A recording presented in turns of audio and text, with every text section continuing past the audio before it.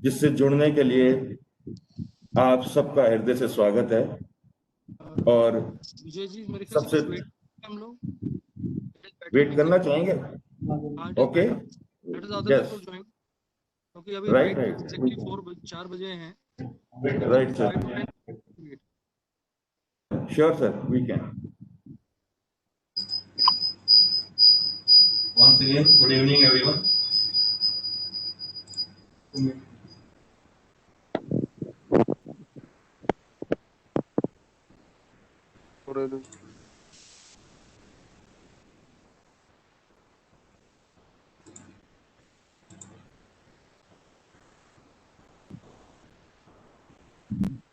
जी विजय जी।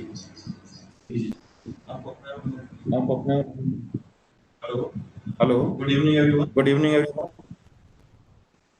जैसे कि जैसे पहले पहले मैं मैं बता चुका हूँ, एक राष्ट्र शिक्षा अभियान शिक्षा अभियान तरफ से समिति की तरफ से फर्स्ट ये वेबिनार फर्स्ट वेबिनार हम ऑर्गेनाइज कर रहे हैं, और जिसमें आप हमसे जुड़ रहे हैं, इसमें आप हमसे जुड़ इसके रहे लिए हैं। आपका इसके हृदय से लिए स्वागत आपका है। हृदय से स्वागत है। रिपीट करो। तो तो तो आज एक और हमारे एक देश और के लिए पावन हमारे देश हमारे हमारे 74 74 एनिवर्सरी है। इसके लिए भी आप सबको इसके लिए भी आप बहुत बहुत सबको शुभकामनाएं हैं बहुत बहुत और शुभकामनाएं हैं। प्रार्थना और हम करते हैं, कामना करते हैं हम कि कामना आने करते वाले हैं कि वर्षों आने में वाले हमारा देश वर्षों में दुगनी हमारा रात देश दुगनी दिन दुगनी उन्नति रात करे, दुगनी उन्नति करे, लोगों के विकास हो कौमों के और विकास हो। और जैसा कि विजय जी हम वो कर रहे हैं, जैसा सारा कि देश कामना कर शेयर रहा करेंगे। है। कामना कर रहा है। मुझे लगता है 2 सिस्टम साथ साथ चल रहे हैं, इसलिए इशू है कभी। ये इसका म्यूट की इसका एक एक म्यूट करो। हेलो म्यूट कपिल जी आपके कुछ नहीं। कपिल जी आप हेलो हेलो। अभी भी रिपीट हो रही रिपीट है। हो रही। रिपीट हो रही है।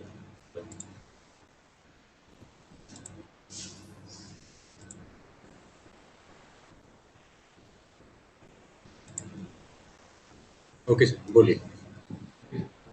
साथियों, जब हम किसी देश की प्रोग्रेस प्रोग्रेस के बारे में बात करते हैं करते हैं तो तो समझना हमें चाहिए समझना चाहिए कोई कि भी कोई देश भी देश जो प्रोग्रेस कर, उसका अर्थ केवल ये की बाउंड्रीज, उसकी स्ट्रेंथ या उसका एरिया या उसकी वेल्थ सिर्फ है जो किसी भी राष्ट्र को उन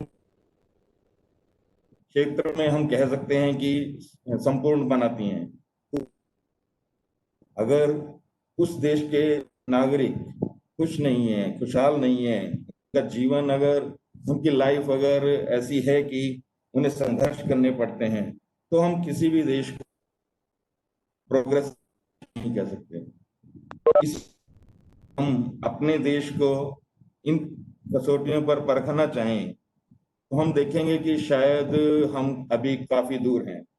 जिस तरह करते हैं, हमारे देश में बातें चल रही हैं कि हम विश्व के अग्रणी होना चाहते हैं, उसको अगर हम इन कसौटियों पर, मानों पर देखेंगे तो शायद हम काफी पीछे हैं। किसी भी देश को अगर किसी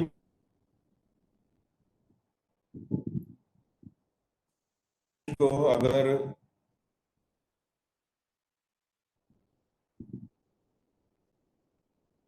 प्रोग्रेस है, आगे बढ़ना है,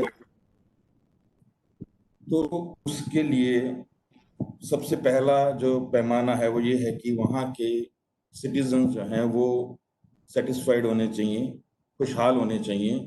उनके अंदर एक ऐसी भावना होनी चाहिए कि वो हर तरह से अपने आप को समझें। लेकिन अगर कि अभी हम अपने देश में देखेंगे तो शायद इन विषयों पर अभी बहुत कुछ करने की, बहुत कुछ सोचने की हमें अभी जरूरत है। ढांचा, वहाँ के इंफ्रास्ट्रक्चर पर बहुत कुछ डिपेंड करता है। है जो के लिए बेस है, फाउंडेशन है। शिक्षा को जितना इम्पोर्टेंस दिया है, मेरे ख्याल में उस देश ने उतनी ही प्रोग्रेस की है। देश में भी ऐसा नहीं है कि प्रोग्रेस नहीं हुई है।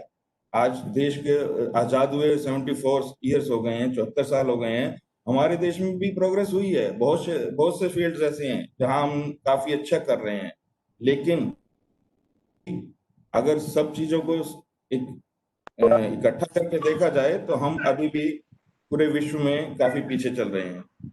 और इसका एक कारण ये है कि हमारी जो शिक्षा सिस्टम है, जो हमारा एजुकेशन सिस्टम है, उसमें काफी कुछ ऐसा है जो हमें हमारी कंट्री में एक डिफरेंस पैदा करता है। हम लोग जब देखते हैं कि एक कास्टिज्म और दूसरे हैं, जैसे वेल्थ के देख लें, जो इस तरह के डिफरेंस हैं, वो अगर हम देखें तो हमारे जो एजुकेशन सिस्टम है उस अपने आप में ये सब मिला हुआ है। एजुकेशन है कि वो अमीर और गरीब में बेहतर करके चल रहा है। उस डिफरेंस सकते हैं, वही हमारा एक उद्देश्य है। उसी उद्देश्य से प्रेरित होकर हमारा ये इसका हमने गठन किया था। हमारा उद्देश्य है कि पूरे कि अभी हमारे देश में ये ट्रेंड भी चल रहा है, सरकार भी इस ओर कई बातें कर रही है। एक देश एक राशन, एक देश एक, हर तरह का सिस्टम जो है वो एक करने की कोशिश की जा रही है। तो शिक्षा क्यों नहीं, हम ये पूरे देश में जो शिक्षा प्रणाली है, जो एजुकेशन सिस्टम है, उसको एक बनाया जाए।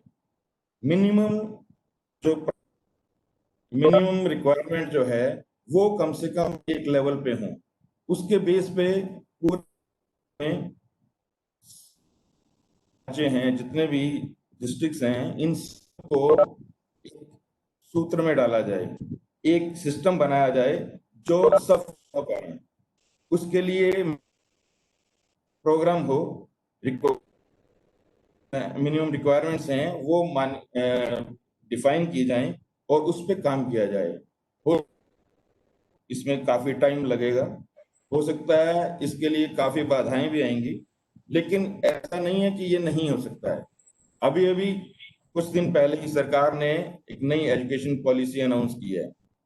अगर देखा जाए तो ये भी एक तरह से हमारे इस मिशन की तरफ ही बढ़ता हुआ कदम हमें दिखता है, क्योंकि इस पॉलिसी में भी कुछ ऐसी चीजें सरकार ने रिवाइज की हैं जिससे इस अंतर को, जो अमीरी गरीबी का अंतर, जो लेवल का अंतर है प्राइवेट स्कूल और गवर्नमेंट स्कूल्स के एजुकेशन सिस्टम में, जितना डिफरेंस हम देखते हैं, उसको कुछ हद तक कम करने का प्रयास कर रहे हैं। तो इन्हीं पर हम लोग आगे बढ़ रहे हैं और अपना अभियान जो है उसको आगे बढ़ाने की कोशिश कर रहे हैं। आज हम करने जा रहे हैं, हमारा सौभाग्य है कि आप एक ऐसी शख्सियत हैं जो एक शिक्षा अभियान समिति के साथ काफी टाइम से जुड़े हुए हैं और समाज सेवा में उनका कर्मठ, समाज के हर वर्ग के साथ वो अपना कंधा से कंधा मिलाकर काम कर रहे हैं।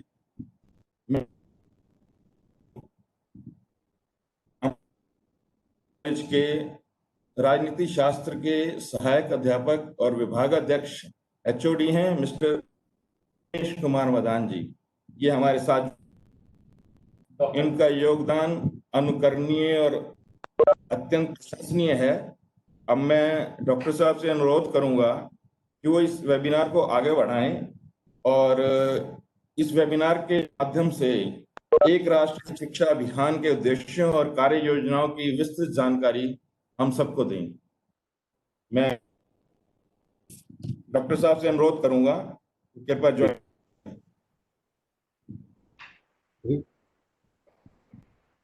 मेरी आवाज आ रही है डॉक्टर विजय नागपाल जी? आवाज आ रही है मेरी? बिल्कुल आ रही है सर, बिल्कुल आ रही है। हाँ। सबसे पहले नागपाल जी, हमारी इस समिति का बहुत बहुत धन्यवाद। आज इस पावन दिवस की सभी को हार्दिक शुभकामनाएं। आपने भी अपने विचार व्यक्त किए। First of all, I have no words to express my deep sense of thanks and gratitude for the kindly way the organizers have provided me an opportunity to present or express my views on these contemporary concern issues of relevance. सबसे पहले हम पावन दिवस की शुरुआत के अंतर्गत शुरुआत कर रहे हैं वीडियो के माध्यम से, पावर प्रेजेंटेशन के माध्यम से।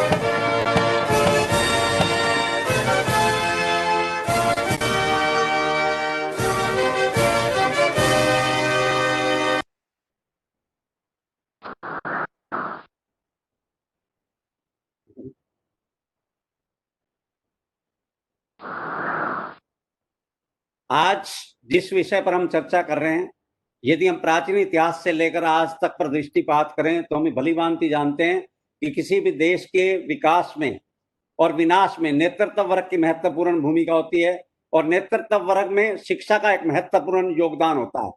शिक्षा व्यवस्था की जब हम आज जिस विषय पर चर्चा कर रहे हैं, परिचर्चा कर रहे हैं, आज हमें इन विषयों पर चिंतन, मनन, मंथन करने की, विश्लेषण करने की अत्यंत आवश्यकता है।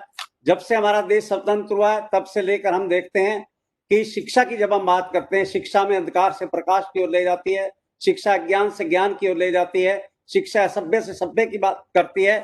जब भी हम कोई शिक्षण संस्थान की बात करते हैं तो उसके अंतर्गत मानवता की बात की जाती है, सहनशीलता की बात की जाती है, तर्क की बात की जाती है, नए विचार और सत्य की खोज की बात की जाती है।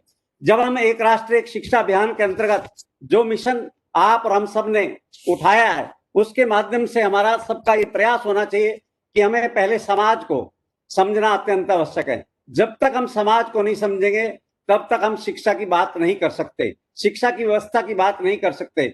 यदि हम भारत के इतिहास पर दृष्टिपात करें तो हम देखते हैं कि भारत का समाज 3 प्रकार से बांटा जाता है। एक एग्रीगेरियन सोसाइटी, एक आपकी इंडस्ट्रियल सोसाइटी, और तीसरी सोसाइटी हमारी हम कह सकते हैं जो कि ट्राइबल सोसाइटी के माध्यम से कह सकते हैं। हमारा देश एग्रीगेरियन सोसाइटी है। जैसा कि अभी विजय नागपाल जी ने कहा था कि हमारे देश में कास्टिज्म की बात की जाती है, कम्युनलिज्म की बात की जाती है। इस बात में कोई दो राय नहीं कि हमारे देश में आइडियाज, इडियम्स, आइडेंटिटीज, आइडियोलॉजी की बात की जाती है। और जब हम बात करते हैं हिंदुस्तान की शिक्षा व्यवस्था की, हम देखते हैं कि हमारा देश सैकड़ों वर्षों तक गुलामी की जंजीरों में जकड़ा रहा, और अब हम आज तक भी उन गुलामी की जंजीरों में जकड़े हुए हैं। हम समाज में देखते हैं कि हमारे 2 वर्ग पाए जाते हैं, इलीट्स और मासिस, शोषक और शोषित, शोषण करने वाले और शोषक। आप देखिए कि यदि हम हिंदुस्तान में 3 प्रकार की बात करें, 3 प्रकार के समाजों की बात करें, तो हम देखते हैं casteism, communalism, corruption, criminalisation, crisis of governance, regionalism, regional leadership, regional identities स्पष्ट तौर पर देखने को मिलती है। आप देखिए कि हम भारत का जब से संविधान बना है, संविधान में शिक्षा का प्रावधान किया गया। हम यदि इतिहास के पन्नों पर दृष्टिपात करते हैं तो हम देखते हैं कि हम इसको विभिन्न प्रकार से आपको बताने का प्रयास करेंगे, विभिन्न पीपीटी के माध्यम से बताने का प्रयास करेंगे, वीडियोज के माध्यम से बात बताने का प्रयास करेंगे, ताकि हम समझ पाए कि हम कहाँ थे, कहाँ हैं और कहाँ होंगे। इन सब बातों पे हम आगे चर्चा करने जा रहे हैं। जब हम पैरिटी इन एजुकेशन की बात करते हैं तो हम देखते हैं कि हम पूरे वर्ल्ड के अंदर यदि कोई भी विशेष एकेडमिक्स मैटर्स करता है, एकेडमिक्स के अंतर्गत आता है टीचिंग आती है, रिसर्च आता है, एक्सटेंशन एक्टिविटीज आती हैं, एक्स्ट्रा करिकुलर एक्टिविटीज आती हैं, एडिटोरियल एक्टिविटीज आती हैं। और हम देखते हैं कि प्रत्येक सरकार या व्यवस्था जब एजुकेशन की बात करती है, कोई भी नीतियां बनाई जाती हैं, कार्यक्रम बनाए जाते हैं, सरकार के द्वारा बनाए जाते हैं। सरकार के विभिन्न प्रकार के अंग होते हैं, विधान पालिका, कार्यपालिका, न्यायपालिका।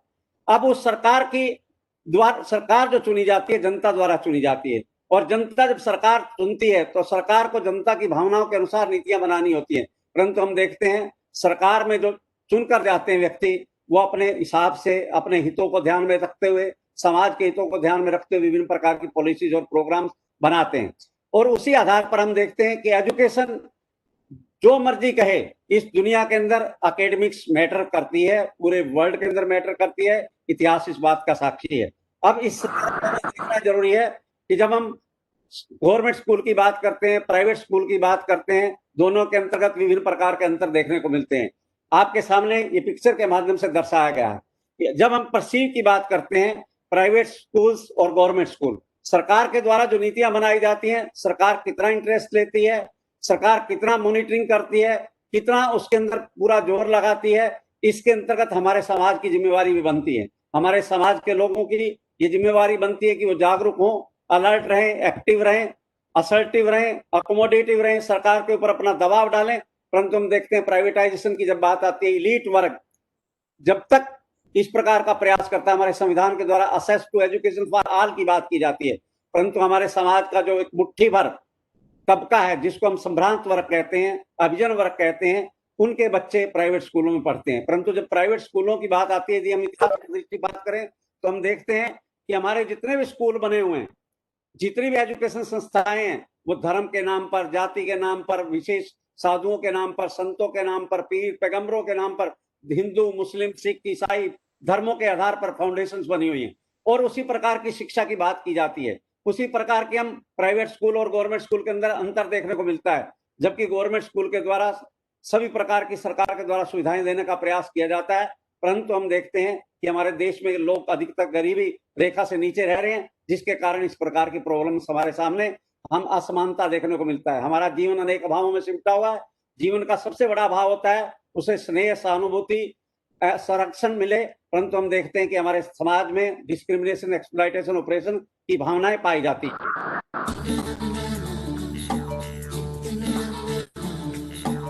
सवेरे सवेरे यारों से मिलने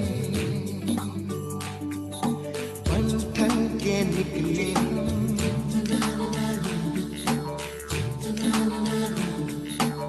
सवेरे सवेरे यारों से मिलने घर से दूर चले,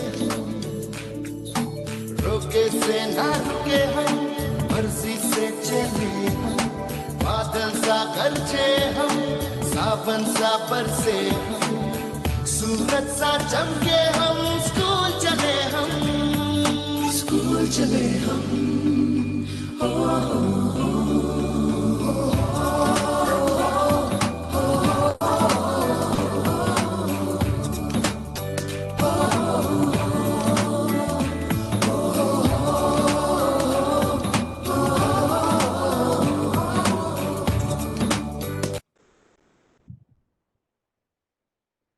अब हम इस वीडियो के माध्यम से देखने का यदि प्रयास करें, बच्चे स्कूल में जाते हैं, स्कूल में वो शिक्षकों के संपर्क हैं। इससे पहले माँ बाप का, पास पड़ोस का, मित्र मंडली का, अध्यापकों का, इसके बाद रेडियो, टेलीविजन, समाचार पत्र, पत्रिकाएं और हमारे समाज के परिवेश में जो कुछ भी होता है, उस सब का बच्चों के समाजीकरण पर प्रभाव पड़ता है।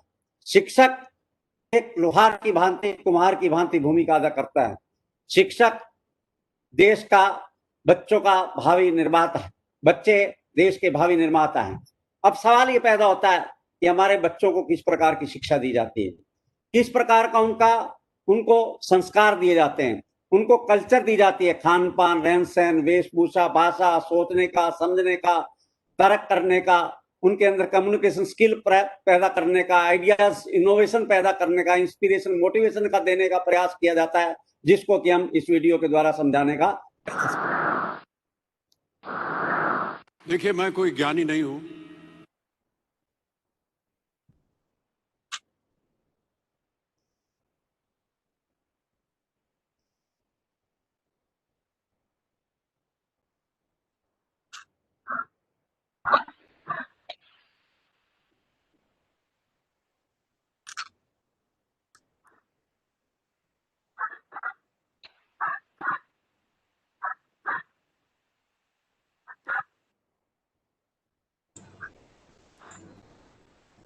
जी सर, आपको शेयर कर रहे हैं, करिए सर।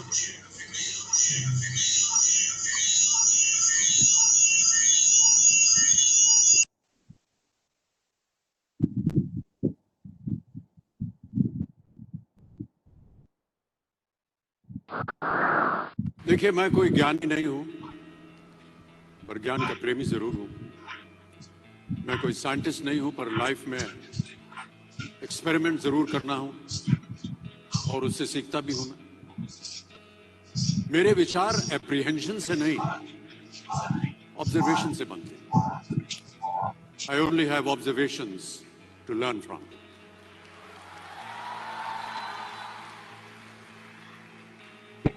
शिक्षा का महत्व मैंने बचपन से ही देखा है। मेरे माता पिता का मानना था कि ज्ञान वो इन्वेस्टमेंट है जिसका डिविडेंड यानी मुनाफा जीवन के अंत तक मिलता रहता है। बड़े बड़े गुणीजनों, साहित्यकारों का हमारे घर में आना जाना हुआ करता था। उन्हीं के बीच बैठकर उनसे बहुत कुछ सीखने का मुझे सौभाग्य भी प्राप्त हुआ। मैं ऐसा मानता हूं कि एक सामान्य जिंदगी जीने के लिए इंसान को रोटी, कपड़ा और मकान के अलावा अगर किसी चीज की सबसे ज्यादा जरूरत होती है तो वो है शिक्षा, एजुकेशन। आपके पास यदि धन है तो आप उसे गोल्ड में कन्वर्ट कर सकते हैं। धन हो या सोना, दोनों के कम होने का या खो जाने का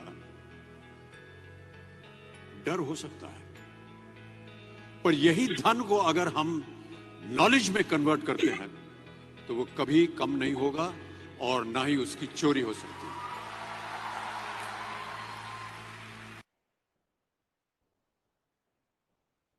अभी आपने वीडियो देखा, अमिताभ बच्चन जी जिनको कि रोल मॉडल माना जाता है, उन्होंने अपने विचार अभिव्यक्त किए। यदि आप किसी भी संसार के महानतम व्यक्ति का जीवन पढ़ें, उनको ऑब्जर्व करें, अपने जीवन में उतारने का प्रयास करें, तो आप मानेंगे कि शिक्षा का अपना एक महत्व है। शिक्षा के माध्यम से इस संसार पर आप शासन कर सकते हैं।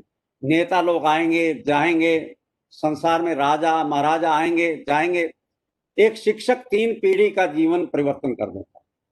एक व्यक्ति, आप शिक्षा अभियान के माध्यम से एक व्यक्ति का भी जीवन चेंज करते हैं तो आप उसके पूरे परिवार का जीवन चेंज करते हैं।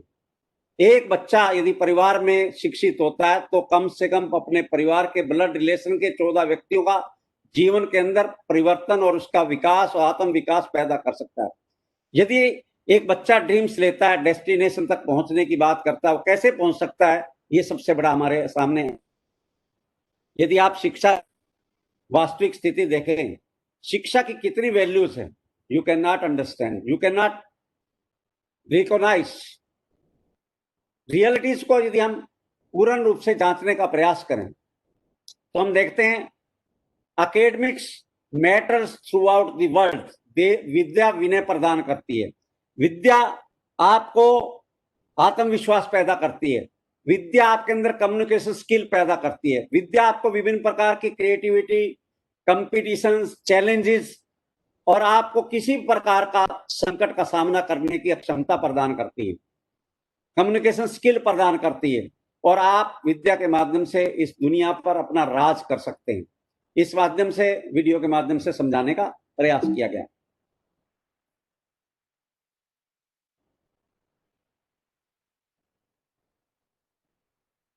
Next,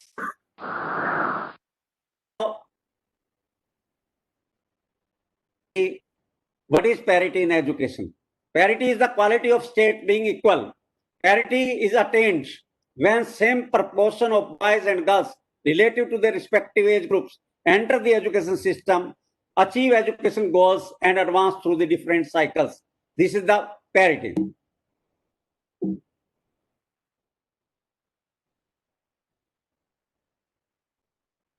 Now we are coming to the next PPT. Now, when we are talking about the parity is the outcome of the process or equity. In education, the term equity refers to the principle of fairness. Equity is the process, parity is the outcome. When we are talking about that parity, what is applied, what is allocated, what is distributed, we find that there is a discrimination. There is no fairness, no justice, no equity. That is why we are all responsible for this act. Why is parity in education? This is the question before us. हमारे सामने सबसे पहले बात यह आती है parity in education की Y क्यों? आप यदि हम हिंदुस्तान में भी आपको पहले बताया गया है, आपको दिखाया गया है कि इक्विटेबल एजुकेशन सिस्टम जो है वो पूरे देश के अंदर नहीं है। जहां का नेतृत्व वर्ग बहुत ही दूरदर्शी है, योग्य है, पारदर्शी है, समझदार है, गतिशील है, उन्होंने अपने अपने इलाके के अंदर एजुकेशन की पैरिटी को आगे बढ़ावा दिया है। परंतु यदि हम एजुकेशन की पैरिटी के अंदर प्रैक्टिकली एस्पेक्ट देखें तो हमें देखने को मिलता है कि जिन नेताओं के द्वारा, जिन सरकारों के द्वारा जिस राज्य में भी उन्होंने एजुकेशन प्रदान की है, उन नेताओं को और उन सरकारों को नुकसान हुआ है।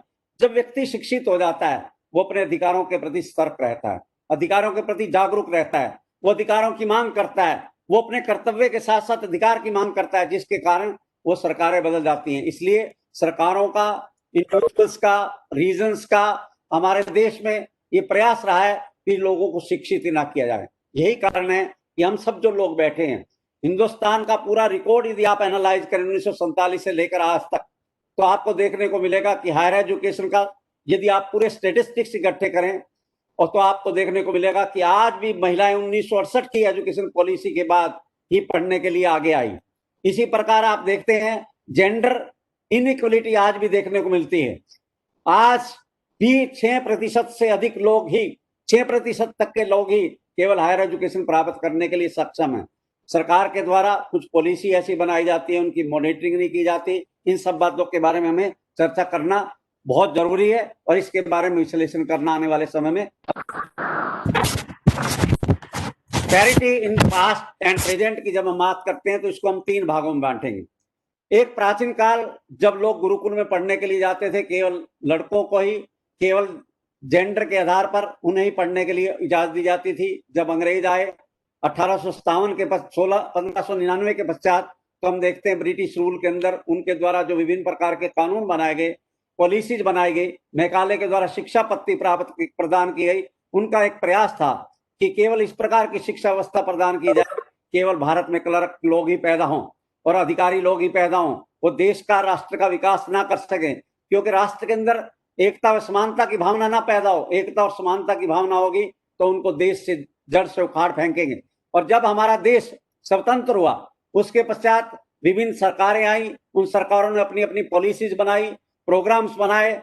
1968 में, 1968 में, 1986 में और अब नई एजुकेशन, नेशनल एजुकेशन पॉलिसी जो 2020 में बनाई गई है, उनके द्वारा जबकि ये कहा जाता है कि हम एजुकेशन पैरिटी का प्रयास किया जाएगा, परंतु यदि हम आलोचनात्मक और सकारात्मक आलोचना के माध्यम से देखें और पिछली नीतियों के ऊपर हम चर्चा, परिचर्चा, विश्लेषण, विचार, मंथन, चिंतन करें और मनन करें, तो हम इस नतीजे पर पहुंचते हैं कि हमारी एजुकेशन पॉलिसी जो अब नई बनाई गई है या पिछले 6 सालों से चल रही है या 1986 से चल रही है, तो आप देखेंगे कि प्रत्येक सरकार, चाहे किसी भी पार्टी की सरकार हो, उन्होंने अपनी आइडियोलॉजी को थोपने का प्रयास किया है, ऑटोनॉमी को समाप्त करने का प्रयास किया है। AC, academic council, EC, syllabus, whatever that is, उन्होंने अपने आइडियोलॉजी के अंदर बच्चों को, विद्यार्थियों को रंगने का प्रयास किया गया।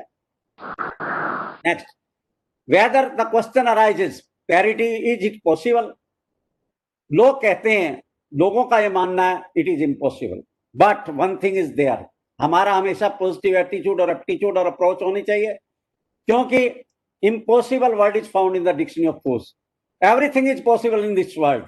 आप ड्रीम्स लीजिए, आप डेडिकेशन, डिवोशन, डिटर्मिनेशन के साथ चलते रहिए, आप डेवलपमेंट हो, डिके हो, डिनायल हो, परंतु आप डेस्टिनेशन पे अवश्य पहुंचेंगे. Nobody can stop to you.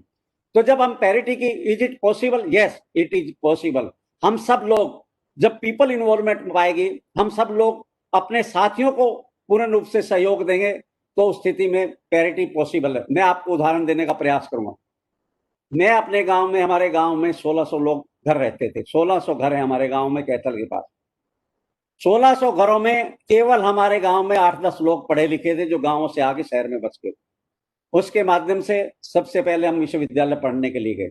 जब हमने देखा कि विश्वविद्यालय में लोग पढ़ने जाते हैं, हमारे 40 किलोमीटर दूर पे कन्याकुमारी से कश्मीर तक के लोग पढ़ने आए हुए हैं, तो हम भी पढ़ने के लिए +2 में चले गए.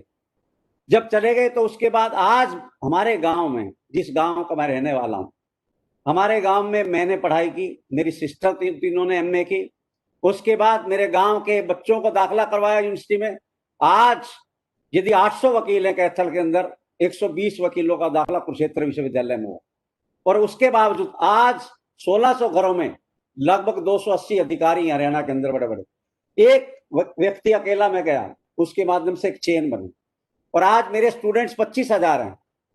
तो आप अंदाजा लगाइए कितनी बड़ी चेन.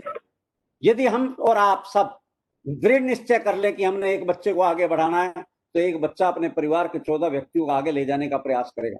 आप अपने गांव में हर व्यक्ति मनुष्य के बारे में हाब्स के द्वारा, लोक के द्वारा, रोस के द्वारा, आपके द्वारा कहा गया, हॉब्स के द्वारा, लोक के द्वारा, रूसो के द्वारा कहा गया कि मनुष्य अकेला ऐसा है, अनाथ समझता है.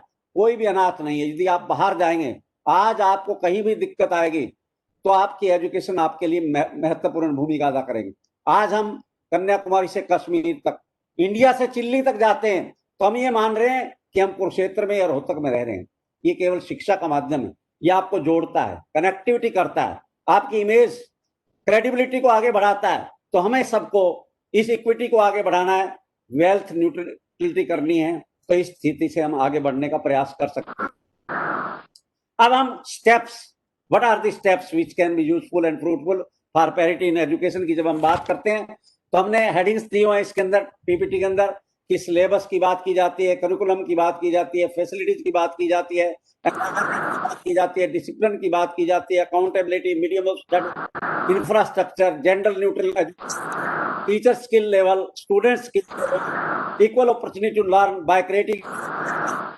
जब इस प्रकार के सारे एस्पेक्ट्स की बात करते हैं, हम बिंदुओं की बात करते हैं, पैरामीटर्स की बात करते हैं, हम सब लोग क्रिटिसिज्म करते हैं कि हम ये नहीं कर सकते. हम we can do each and everything in this world. Nothing is impossible in this world. हमें अपने आप को, माइंडसेट को चेंज करना पड़ेगा. माइंडसेट चेंज करेंगे तो आपके रास्ते अपने आप बनते जाएंगे. कुछ भी दुनिया में इम्पॉसिबल नहीं है. आप स्टेप लीजिए, सक्सेस आपके कदम चूमेगी.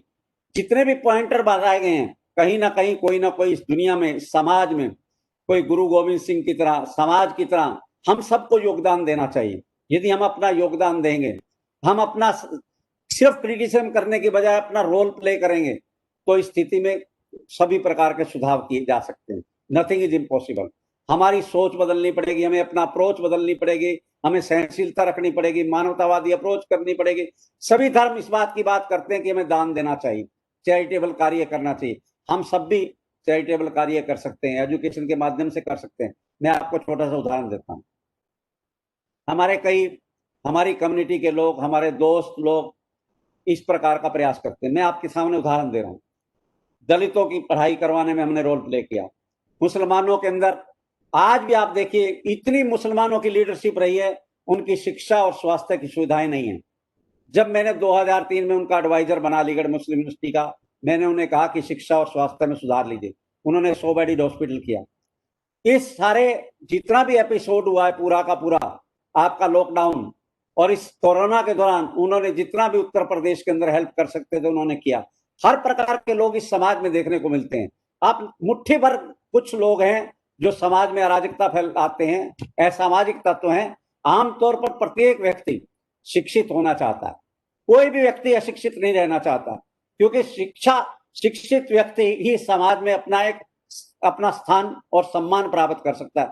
आपके पास 100 करोड़ रुपए हैं, आपको कोई अधिकारी नहीं पूछेगा। यदि आप पढ़े लिखे हैं, प्रोफेसर हैं, डॉक्टर हैं, वकील हैं, शिक्षित हैं, आपको सम्मान हर अधिकारी के द्वारा, हर नेता के द्वारा, हर सरकार के द्वारा दिया जाएगा। इस तथ्य से इनकार नहीं किया जा सकता। अब इन सब तथ्यों के आधार पर हम parity in education will be growing nation की जब हम बात करते हैं, तो आज हम देखते हैं कि हर जगह पर एवरी स्पीयर, सामाजिक, आर्थिक, राजनीतिक, धार्मिक, सांस्कृतिक, हर क्षेत्र में आप देखते हैं कि हमारे रिजल्ट्स की बात की जाती है।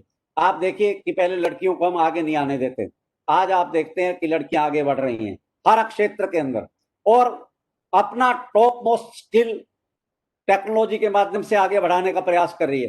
तो आप यदि विदेशों में देखें या देश के अंदर देखें, देश के विभिन्न प्रकार के 79 जो हमारे मेट्रोपॉलिटन सिटीज देखिए, तो आप हर जगह देखेंगे कि देयर नंबर इज इंक्रीजिंग, अर्थात आज भी लगभग 30% के लगभग लड़कियां हर स्कूल कॉलेज के अंदर आपको देखने को मिलेंगी मिनिमम, यदि आप स्टैटिस्टिक्स पूरे इंडिया के एवरेज कलेक्ट करने का प्रयास करें। तो अब स्थिति पे हमें देखना है कि इन सभी स्थिति से जब हमारे समाज का हर वर्ग आगे बढ़ेगा, जेंडर इक्वलिटी होगी, उनको शिक्षित करने का प्रयास किया जाएगा, तो हमारे महत्वपूर्ण भूमिका अदा करेगी। जब हम समाज में रहते हैं तो हर व्यक्ति दूसरों के साथ तुलना करता है, चाहे वो सामाजिक क्षेत्र में हो, आर्थिक क्षेत्र में हो, राजनीतिक क्षेत्र में हो, शैक्षणिक क्षेत्र में हो। तो इसी प्रकार जब हम दूसरे देशों से, वेस्टर्न कंट्रीज की बात करते हैं, वेस्टर्न कंट्रीज की एजुकेशन की बात करते हैं, और हम अपने देश की बात करते हैं, तो हमारा नेतृत्व वर्ग, we are the role model. यदि हम चाहते हैं अपने संस्थान, आसपास के संस्थानों का विकसित नहीं करें, हम अमेरिका की नकल करते हैं, इंग्लैंड की नकल करते हैं और बड़े बड़े वेस्टर्न कंट्रीज की हम बात करते हैं, परंतु हम अपने देश में देखें, यदि हम साइंटिफिक टेक्नोलॉजिकल रेवोल्यूशन को, कि हमारे देश के लोग बाहर जाकर अपना डोमिनेट कर रहे हैं, डोमिनेंस कर रहे हैं, हमारे देश में कोई भी व्यक्ति इस प्रकार का कल्चर नहीं मिलती, एनवायरनमेंट नहीं मिलता, सब कुछ है, हम उनसे बहुत आगे हैं और हमें आगे बढ़ना है। इन सब करते हुए जब हम बात करेंगे, लास्ट में हम समाप्त करते हुए ये कह सकते हैं, उपरोक्त वर्णन के पश्चात अंत में ये कहा जा सकता है कि हमें क्रिएटिव थिंकिंग करनी होगी, क्रिटिकल थिंकिंग करनी होगी, इंटरपर्सनल रिलेशनशिप डेवलप करनी होगी, सेल्फ अवेयरनेस क्रिएट करनी होगी, कोपिंग विद स्ट्रेस होगा, चैलेंजेस को एक्सेप्ट करना पड़ेगा, हमें टाइम मैनेजमेंट करना पड़ेगा, हमें इन सब चीजों से ऊपर उठना पड़ेगा, जाति, क्षेत्र, धर्म, इंसानियत के माध्यम से आगे बढ़ना होगा, लाइफ स्किल्स के अंदर हमें डेवलपमेंट करना पड़ेगा, हमें अपने अंदर अपने विभिन्न प्रकार की प्लानिंग, ऑर्गेनाइजेशन, कोऑर्डिनेशन, रिपोर्टिंग, बस्टिंग करनी पड़ेगी, तभी हम अपने व्यक्तित्व का विकास कर सकते हैं, अपने परिवार का विकास कर सकते हैं, समाज का विकास कर सकते हैं। और हम, हमारे सामने दो प्रकार के इश्यूज हैं, एक सोशल मोबिलिटी है, एक सोशल जस्टिस है। दूसरी बात, हमें रिस्टोरिंग दी ऑटोनॉमी करनी है, रेगुलेटराइज द एग्जिस्टिंग एजुकेशन सिस्टम करना है, और एजुकेशन सिस्टम में हम सबका रोल हो सकता है।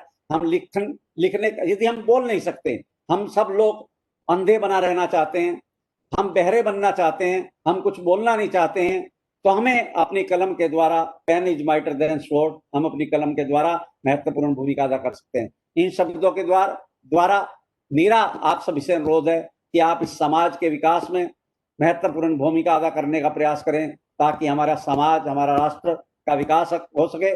जिस उद्देश्य को लेकर इस वेबिनार का आयोजन किया गया है, उसकी सार्थकता तभी बनी रह सकती है जब हम अपने माइंडसेट को चेंज करें, एक शिक्षा अभियान को आगे बढ़ाने का प्रयास करें, और nothing is impossible for us, हमारे लिए कोई भी सेवा होगी, हम अपना नॉट मी बट यू सब करने का प्रयास करेंगे। इन शब्दों के साथ मैं आप सभी का बहुत बहुत धन्यवाद करता हूँ।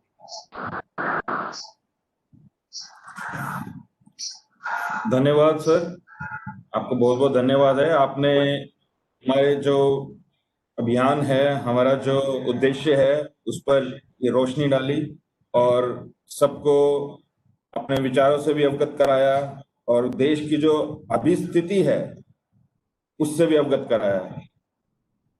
हम उम्मीद करते हैं कि जो लोग हमारे साथ आज जुड़ रहे हैं वो और अधिक एक्टिव होकर पार्टिसिपेट करेंगे, और हम इस अभियान को और आगे लेकर जाएंगे।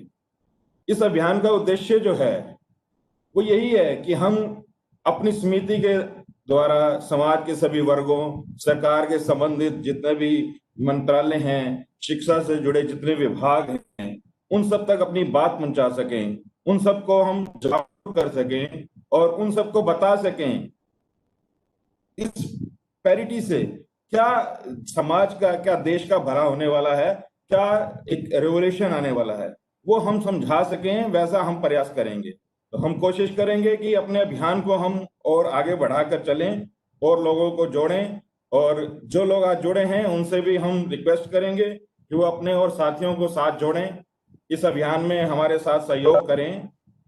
और इसी के साथ हम अब आपसे विदा लेंगे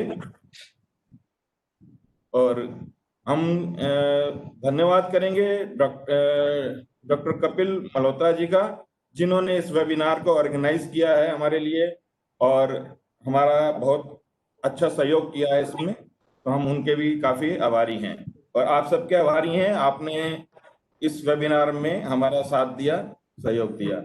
धन्यवाद। कपिल जी।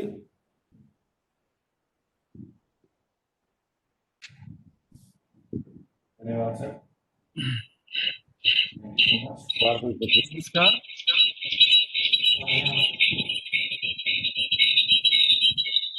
आज की जो हमारी संस्था है,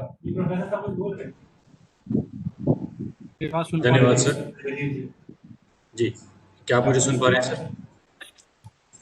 कपिल जी। जी, थैंक यू। हाँ जी जी sir. Let me share few words. आज की इस विचार गोष्ठी में इसमें सौभाग्य है कि मैं ज्वाइन कर पाया और मुझे आमंत्रित करने का जो समिति है हमारी, उनका धन्यवाद करता हूं। और ये जो आज की हमारी गोष्ठी है, इसके आज की जो हमारे श्रोता मदान जी हैं, इन्होंने बहुत खूबसूरती से और बहुत ही सरल भाषा में आज समाज में शिक्षा में समानता के बारे में बहुत विस्तार से कहा। बहुत बढ़िया तरीके से प्रेजेंटेशंस देकर, वीडियोस, इफेक्ट्स और उसके अंदर साथ साथ कंटेंट इतना बढ़िया था, मैं उसके लिए बहुत बहुत धन्यवाद करता हूँ। और मुझे जो थोड़ा बहुत ज्ञान है उसमें आपने वृद्धि की है, बहुत ही इंफॉर्मेटिव और माइंड ब्लोइंग था आपका ये जो लेक्चर है। और मैं आशा करता हूँ कि हमारे जो साथी इसमें जुड़े हुए हैं उनको भी इससे ज्ञान लाभ हुआ होगा, आपके अनुभव लाभ हुआ होगा। और आशा करते हैं कि सभी लोग इस मिलजुल कर एक समाज सेवा और एक राष्ट्र सेवा के तौर पर इसे हम करते हुए एक राष्ट्र एक शिक्षा अभियान के इस मुहिम को हम आगे बढ़ाएंगे। और जो भी साथी जुड़े हैं हम मिलजुल कर इसको आगे बढ़ाएं। जैसा कि मदान साहब ने कहा है, असंभव कुछ भी नहीं है, सब संभव है, हम सब कर सकते हैं। तो थैंक यू, धन्यवाद आपका, बहुत बहुत आभार और साधुवाद कि आप ऐसे जुड़े और आपने बहुत ही अच्छा अपना एक प्रस्तुति दी। धन्यवाद बहुत बहुत। सवाल जी, हमारे साथ जुड़े हुए जितने भी पार्टिसिपेंट हैं, मैं आप सबसे गुजारिश करना चाहूँगा कि अगर आपके कुछ सवाल हैं तो डॉक्टर रमेश मदान जी अभी हमारे साथ जुड़े हुए हैं। मैं आप सभी से कहना चाहता हूँ कि आपके सवाल, आपके कुछ मदान सर से आप जो भी बात करना चाहते हैं, शेयर करना चाहते हैं, तो प्लीज़ मैं आप सभी को इनवाइट करता हूँ। प्लीज़ आप अपने को 1 बाय 1 जो है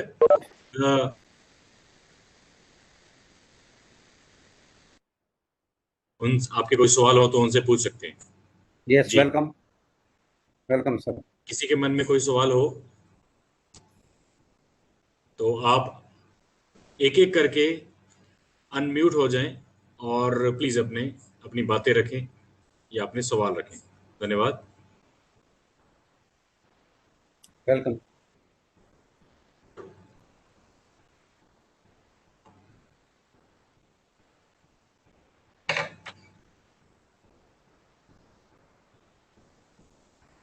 गुड इवनिंग, मैं डॉक्टर सविता हूँ, Yes, and please. working with Haryana government in Ayushman Bharat scheme. ठीक है तो मैं first of all I would like to congratulate एक राष्ट्र एक शिक्षा अभियान, हाँ जी, जो कि आपने ये अभियान शुरू किया है कि पैरिटी इन एजुकेशन हो, सब बच्चों को समान शिक्षा मिले ताकि समान तरह की अपॉर्चुनिटीज को वो अवेल कर सकें। दिस ठीक इज अ ग्रेट इनिशिएटिव। शायद ठीक है। आज सिर्फ हम 15 लोग जुड़े हैं, इससे कल 150 भी जुड़ेंगे, परसों 1500 भी जुड़ेंगे, 15,000 भी जुड़ेंगे, and we will be able to achieve parity in education in near future. ठीक Sir, Dr. Ramesh sir, your presentation was very great, and I hope कि इस तरह की presentations और इस तरह की activities एक राष्ट्र एक शिक्षा अभियान आगे करता रहे। Thank you very much. Thank you very much Savita ji. ऐसा है कि आपने जो बात की है, पॉजिटिव अप्रोच अडॉप्ट की और आपके अंदर एक पैशन है, परसेवरेंस है कि हम जुड़ेंगे और ड्रीम्स जो होंगे डेस्टिनेशन तक जरूर पहुंचेंगे। ऐसी मुश्किल नहीं है, अकेला व्यक्ति धीरे धीरे आगे एक काफिला बनेगा, नो प्रॉब्लम। और हम आपके साथ हैं, आप हमारे साथ हैं और हम अचीव अवश्य करेंगे। Thank you, sir. Thank you. जी, मैं डॉक्टर सविता जी आपका बहुत बहुत धन्यवाद करना चाहता हूँ। आपने बहुत ही अच्छी और बड़ी एक पॉजिटिव बात की। ये कहाँ गया? हेलो बेटे, ये क्या आ गया?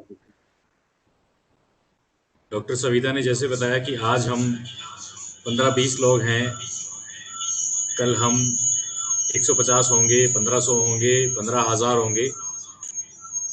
आपकी जो बातों में जो पॉजिटिविटी है मैम, मुझे लगता है कि आने वाले समय में हमसे और लोग भी जुड़ेंगे और जो अभियान है उसको बल मिलेगा और लोगों की एकता और लोगों का जो विश्वास है एजुकेशन में पैरिटी का, हम वेरी मच श्योर कि आने वाले समय में ये ज़रूर जो है पॉसिबल हो पाएगा।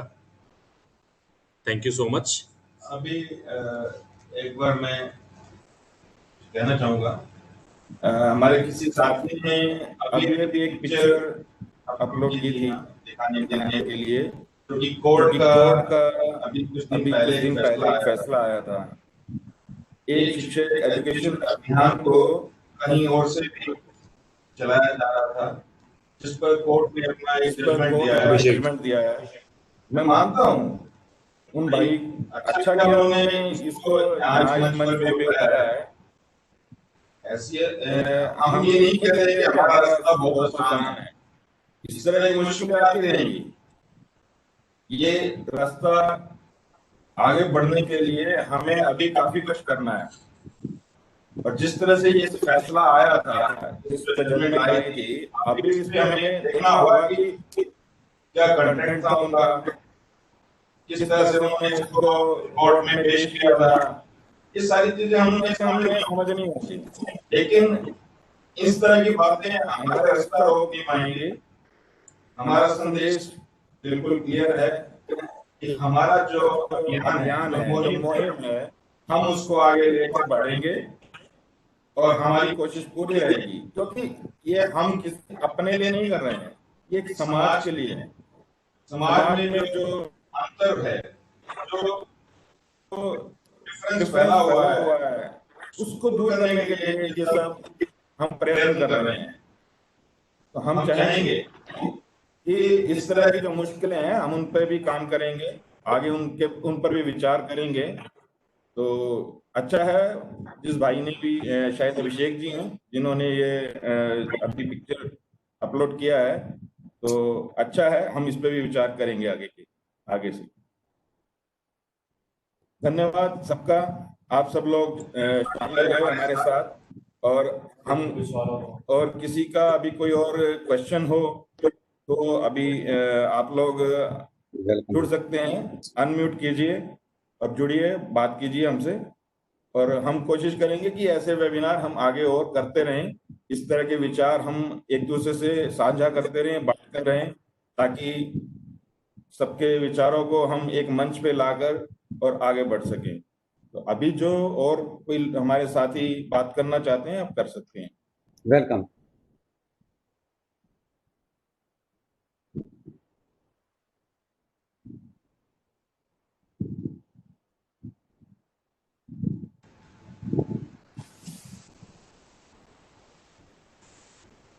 जी, मुझे लगता है कि डॉक्टर रमेश मदान जी, आपने अपनी अपनी बातों को, अपने विचारों को हमारे सभी जो श्रोता हैं, जो हमारे साथ जुड़े हैं आज, आपने उनको बहुत अच्छे से बताया अपनी प्रेजेंटेशन के माध्यम से, अपने विचारों के माध्यम से, अपनी बातें रखी आपने।